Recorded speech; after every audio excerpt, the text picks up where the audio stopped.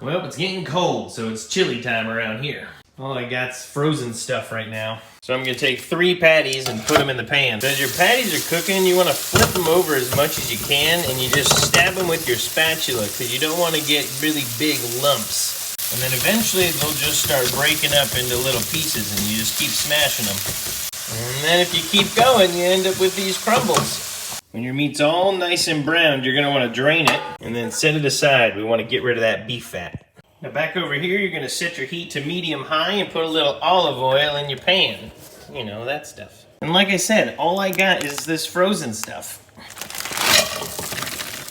So we're gonna cook these bricks down. And when the peppers start getting little burn marks and the onions start changing colors, you know. And you add about a teaspoon of garlic. And then I like to put a teaspoon of this bouillon in there.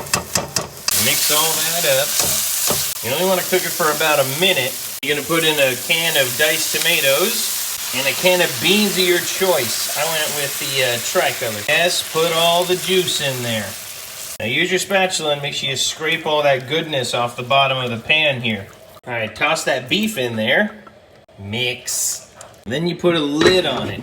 All right, while that's cooking, we're going to do a tablespoon of chili powder. And you're going to do a half tablespoon of paprika, a half tablespoon of onion powder, and a quarter tablespoon of garlic powder.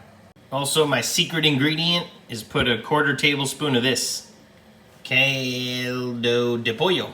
Now don't put any salt yet. We'll see how salty it is at the end.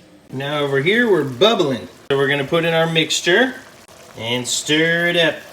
All right, put the lid back on and turn your heat to low. Now, if you like vegetables, you can go ahead and eat the chili right now, but I'm not a really big fan of vegetables, so I cook mine down for another hour or so, and I stir about 30 minutes in.